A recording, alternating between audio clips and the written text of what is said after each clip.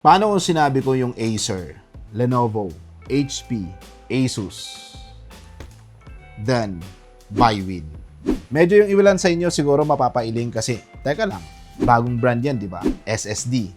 Mahal ang SSD ngayon. Most likely, ang sasabihin niyo baka isa na naman yan Chinese brand or something na unknown na pinipilit nating i-line up sa mga malalaking brands. Well, ibahin nyo pagdating sa brand na Bywin. Meron tayo dito a Gen 5 SSD. Doon pa lang, alam nyo na itong brand na to, most likely, solid ang kanyang foundation. Bakit ko nasabi yon? Kasi pag once na bagong brand lang yan, most likely a fly-by-night brand, wala pa yan Gen 5, Gen 4, or most likely, SATA SSDs lang ang kaya niyang ilabas. Pero kung kaya niyang maglabas ng Gen 5, hindi siya basta-bastang brand. So alamin natin ang brand na Bywin with those brands na nabanggit ko, bakit gano'n na lang kataas ang tingin ko sa kanya. Is it a hype or may nakakagulat na dapat nyo malaman about Bywin? This video is brought to you by SCDKey, the best website that you may visit in terms of very affordable deals and best offer para sa application softwares, games, and yes, operating system. And there you are, you may check the Windows 10 Pro, and by using our promo code, ma-avail mo lang siya ng around $14.95 or 700 plus pesos. That's it mga kaibigan, check the description below. May mga links po tayo dyan to go directly sa kanilang website. Dahil this is just another episode of our series talking about the brands, syempre, I will give you 3 fun facts about Bywin. First, balikan natin yung sinabi ko kanina.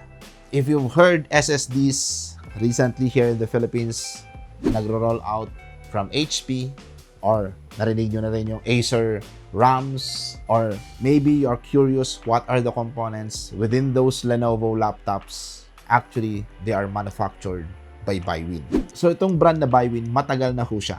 Pero nasa likod lang po siya ng mga mainstream brands. Sila po yung mga tinatawag na ODM, OEM, manufacturers na nagsusupply sa mga malalaking brand.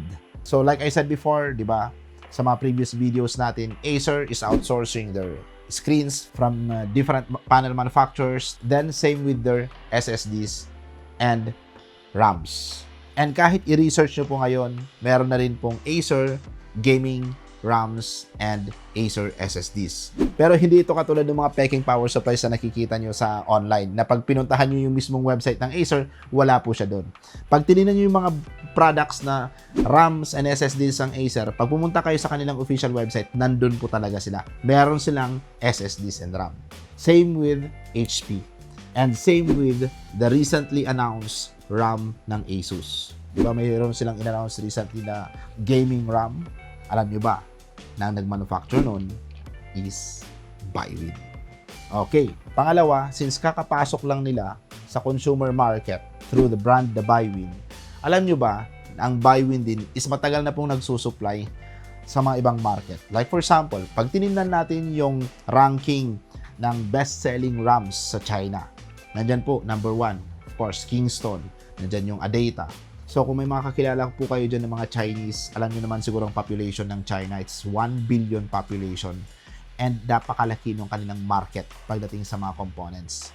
Number 3 is Bywin. That is from the recent report this 2026. And then meron mga official sources din, like for example, TrendForce for the international audience, makikita nyo rin dyan. Number 5 naman siya, international. So ganun po kalaki ang Bywin. Hindi po siya bastang, okay, sige, pumasok sila sa consumer market. Pero hindi pa sila ganun kabenta. Mahina pa yung mga yan. Nakakagulat lang guys, na bago nga sila, pero ang laki na pala ng kanilang market share. Bukod sa hindi naman nila talaga kailangan mag-supply sa consumer sa totoo lang. Kasi napakalaki na ng kanilang sinusupplyan. Yung mga nabanggit ko pa lang na brands na yon, buhay na buhay ng Bywin. Pero yun nga, dahil nagkaroon na rin sila ng malaking footprint pagdating sa consumer side, kaya nag-expand na rin siya even dito sa Philippines and other regions like North America, Latin America, etc. Number 3, ang Bywin nagsimula lang din naman siya as parang distributor lang dati. Pero balikan natin yung una kong sinabi kanina. Meron sila kagad Gen 5. Now, bakit meron sila kagad Gen 5? Of course, dahil nga OEM manufacturer sila.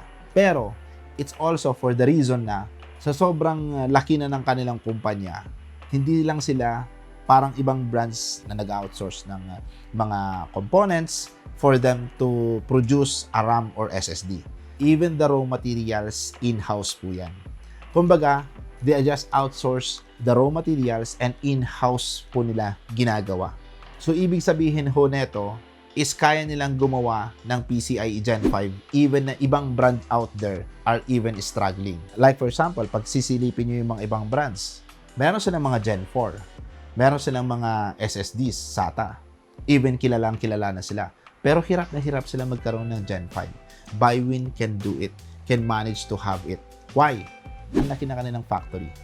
Nasa sobrang laki na kanilang kumpanya, they are even manufacturing for other brands. Tapos yung other brands na kilala nyo na, like for example, King Bang, di ba? Isa yan sa mga sobrang kilala sa China or even in the Philippines. Yung mga SSDs and RAMs nila, ginagawa yan sa mismong assembly line ng BuyWin. Ganun po kalaki ang BuyWin, ang kanilang partnership. Apart from that, of course, yung mga Lenovo, Acer, HP, etc. Alright, so let's move on to this X570 Pro. So meron tayo dito X570 Pro 1TB and ngayon kung hindi pa rin kayo satisfied and gusto nyong malaman kung talagang itong X570 Pro na to is talagang Gen 5 siya, syempre we will compare it to other mainstream brands na kilala nyo na. Like, hindi na tayo lalayo. Adata, isa sa mga nandun sa ranking na nabanggit ko kanina. And makikita nyo dyan that the benchmark itself, that raw benchmark, it's really a PCIe Gen 5 that comes with a rated speed based sa kanyang specs, 14,000 Mbps pagdating sa reading speed, and then pagdating naman sa kanyang writing is 13,000 Mbps. Now, why I'm trying to introduce BuyWin sa inyo? Dahil sa panahon ngayon, ang daming mga nagsusulputang bagong brands. And hindi na natin alam kung sino yung legit sa hindi. Ngayon, may mga iba na gustong mag-try ng mga bago lang na kilalang brand. And minsan, pati yung BuyWin na sobrang lalim na pala ng kanilang footprint pagdating sa RAM and storage is napagdududahan. And hindi ko naman kayo masisisi pagdating dyan. Kaya ako gumawa tayo ng video to let you know or to inform you that these SSDs are really branded because they are manufactured by BuyWin. So hopefully natanggal ko na yung mga duda nyo. Pero syempre, maging maingat pa rin tayo. Kung may mga hindi po tayo nababanggit ng mga brands dito, feel free to do your research. Please do research. Kailangan yung kilatisin ano bang brand na yan. And like I said, dito sa ating channel, hindi na ako naman pinagsasarahan ng pintuan yung mga bagong brands na nagsusulputan sa ating market. Pero bago ko sila tanggapin talaga at i-feature at i-recommend sa inyo, syempre tinitinan ho talaga natin kung ano talaga yung kanilang organization, kailan sila nagsimula, kung gaano sila ka-reputable. And ayun nga ho, BuyWin is one of the options that you may now consider. Kasi kung i-consider mo naman pala yung Asus ROG na RAM, or i-consider mo palang bumili ng Acer Predator or Acer SSDs, edi bakit hindi mo i-consider yung BuyWin? Lalong-lalo na kung yung presyo is very good. Kasi sa ngayon, wala naman ng bang for the buck SSDs or RAM. Pero kahit pa paano, minsan, may mga brands na mas nade-delay sila magtaas ng presyo. Especially like for the case of BuyWin, medyo mas matagal sila magtaas ng presyo dahil nga they are the manufacturer themselves. Hindi katulad ng ibang brand na pag mataas yung pagkakabigay ng kanilang mga manufacturer, magtataas din sila ng presyo. Pagdating sa BuyWin, they don't need to do that because they are themselves the manufacturer. Alright, so for more videos like this, feel free to subscribe.